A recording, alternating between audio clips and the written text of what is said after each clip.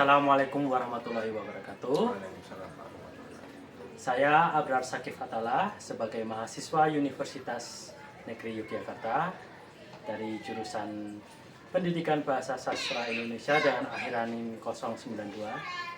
Pada kali ini saya ingin mewawancarai seorang polisi dari Polres Surakarta ya, benar sekali. Polresta Surakarta. Mungkin untuk yang pertama-tama adalah bisa perkenalan terlebih dahulu dengan Bapak siapa dan lebih jelasnya bekerja di bidang apa. Ya. Oh iya, makasih waktunya, Mas Bara. Perkenalkan, saya Brigadir Eldo, berdinas di Polresta Surakarta, dan pada saat ini saya bertugas di bagian sumber daya manusia. Jadi pada saat ini pangkat saya Brigadir, tempat dinas saya di Polresta Surakarta, dan bidang yang saya emban atau bagian yang saya emban saya di bagian SDM atau sumber daya manusia. Gitu, Mas. Oh ya. Apakah Bapak itu pernah memiliki jenjang pendidikan dari sarjana? Untuk sarjana saya kebetulan alhamdulillah sudah menyelesaikan salah satu atau S1 di bidang keilmuan atau disiplin ilmu psikologi di Universitas Semarang. Nah, berkaitan dengan psikologi ya. Ya, apakah ada kaitannya nih dengan kepolisian terhadap psikologi? Tentu kalau kita mengatakan atau berbicara terkait psikologi apakah ada kaitannya dengan kepolisian, tentu sangat ada, Mas. Karena kita kembalikan lagi ke basicnya, ke dasarnya psikologi yang terhubung dari dua kata, psike dan logos, yaitu ilmu tentang kejiwaan. Dan kebetulan kepolisian Republik Indonesia atau Polri itu mencakup bidang Hankam atau lebih tepatnya keamanan dalam negeri, di mana keamanan dalam negeri itu tergantung situasional atau dinamika masyarakat itu sendiri. Pasti warga negara Indonesia yang menjadi seorang manusia. Lalu pertanyaan selanjutnya adalah, sebagai anggota Polri yang aktif, apakah Bapak Eldo mempunyai fokus di bidang apa ya? Oh ya, jadi karena tadi kita sempat membahas latar belakang saya di pendidikan umum, dan kebetulan saya alhamdulillah pernah mengenyam pendidikan S1 psikologi, maka di Polresta Surakarta ini saya ditugaskan oleh dinas, oleh pimpinan, ditempatkan di bagian sumber daya manusia. Fungsinya tentu untuk berfokus pada bidang sumber daya manusia, di mana bidang sumber daya manusia itu adalah salah satunya tentang jabatan, organisasi, kemudian perawatan personil, dan bidang psikologi. Pada saat ini di bidang SDM itu memiliki salah satu tim yang disebut tim konselor di tingkat Polres. Di tingkat Polda sendiri ada Paksi, bahkan sampai tingkat Mabes, Mas, itu dipimpin oleh Karo atau Kepala Biro Psikologi. Jadi di Mabes ada Biro Psikologi, di Polda ada bagian psikologi, di Polres dibentuklah tim-tim konselor itu, dan itu seluruh Indonesia. Setiap Polres pasti ada tim konselor. Oke, lantas untuk bagian konselor, apakah hanya berpusat pada pembinaan polisi baru saja, apakah atau ada yang lain atau yang lebih senior gitu? Oh iya, tentu kita melayani semua personil, Mas Bara. Semua personil, semua terkadang kita juga terjun ke masyarakat, jadi kaitan dengan personil yang dilayani dan diberikan pendampingan psikologi itu tidak mengenal batas usia atau muda, baru, senior, bahkan mau purna tugas pun terkadang kita berikan pelayanan psikologi terkait dengan motivasi dan lain sebagainya. Nah, jika ternyata Bapak itu juga memberikan pelayanan psikologi kepada polisi yang lebih senior, apakah pembahasannya masih sama atau sudah di tingkat berbeda dengan polisi yang baru? Oke, tentu konselor sendiri kan sebetulnya tim yang memiliki latar belakang atau secara kemampuan sudah tersertifikasi atau memiliki ijazah minimal S1 psikologi, dan di bidang tersebut kita memiliki kompetensi, Mas. Dan kompetensi tersebut tidak hanya bergantung pada pemberian motivasi, pendampingan psikologi, tapi juga banyak hal. Jadi tentu kepada senior atau bahkan kepada rekan kita yang lebih junior pun, kita permasalahan ini kompleks dan kita memberikan pendampingan memang bervarian, tidak hanya satu bidang pembahasan saja. Jadi memang tergantung kita menangani case apa pada rekan kita, kemudian kita sebagai tim yang ditunjuk pimpinan sebagai tim konselor ini memberikan pendampingan seperti apa, dan kemudian kita laporkan ke pimpinan. Apabila langkah-langkah tersebut mengalami kebuntuan, kita bisa laporkan atau kita tingkatkan eskalasinya ke tingkat yang lebih tinggi, Polda atau ke Mabes. Oh, jadi gitu.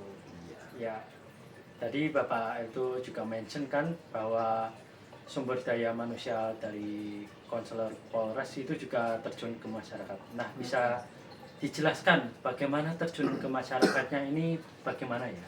Oke, ini sekalian satu cerita pengalaman ya, Mas. Jadi terjun ke masyarakat ini memang sangat, bagi kami memang sangat menantang, karena kami dididik untuk menjadi gakum, penegak hukum. Tapi di sisi lain, karena memiliki keahlian atau kompetensi di bidang psikologi, nah kami diterjunkan dalam rangka pendampingan psikologi, motivasi dan lain sebagainya, atau pemberian materi bahkan. Nah, di sini tantangannya adalah kita mengembangkan potensi kita di bidang psikologi. Banyak sekali contoh, COVID ketika karantina mandiri terpusat, itu kita sempat, atau saya terus pengalaman pribadi ya, saya dan rekan itu sempat ke tempat-tempat yang warganya isolasi mandiri, Mas. Jadi ke rumah-rumah di mana itu sebenarnya kan berbahaya sebenarnya bagi kita ya selaku petugas ya. Ya alhamdulillah negara pada saat itu mengerti kita dan kita dilengkapi dengan APD, peralatan medis itu, dan kita diberikan akses untuk masuk ke karantina terpusat atau ke karantina mandiri yang di rumah. Perannya ya kita menanyakan kabar, hello, bagaimana kegiatannya, apa kegiatannya, kemudian dalam menunggu masa karantina ini apa yang dirasakan, terus untuk makan itu bagaimana. Itu waktu COVID. Karantina terpusat kita adakan kayak ice breaking atau senam bersama di indoor, outdoor, tergantung tempatnya. Kadang kita juga terjun ke tempat-tempat yang mengalami bencana. Kalau di Solo sendiri, karena saya berdinas di Polresta Surakarta, jadi untuk wilayah ruang lingkupnya di kota Surakarta. Beberapa mengalami kejadian ya, banjir.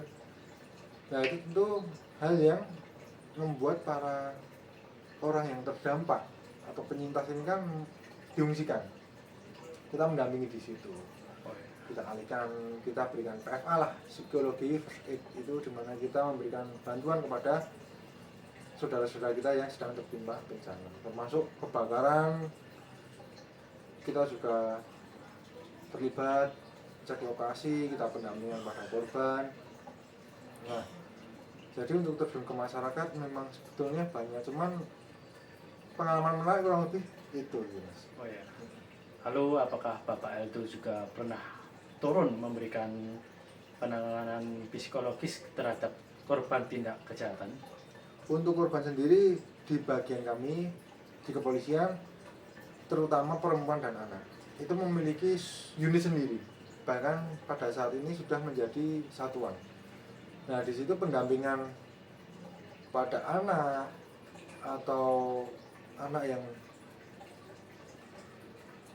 berhadapan dengan hukum itu tentu kita pernah mengalami dengan beberapa pendekatan dengan diversif atau mediasi dan lain sebagainya, di mana anak atau perempuan yang menjadi korban ini tidak mengalami traumatik. Tapi memang itu belum banyak pengalaman saya di situ. Tetapi kalau mengatakan pernah atau belum, tentu pernah. Karena memang itu salah satu bidang yang kami bisa masuk dan memberikan pelayanan kepada masyarakat. Jadi kita laksanakan. Oh ya. Untuk pertanyaan terakhir, apakah Bapak itu mempunyai pendapat tentang AI yang dapat menggantikan peran psikologi di kepolisian di masa depan? Menarik sekali. Tapi untuk AI ini kan untuk perkembangan teknologi ke depan, entah itu robotik atau AI dan sebagainya, menurut saya masih belum bisa. Bahkan tidak bisa, karena psikologi mengatakan yang dipahami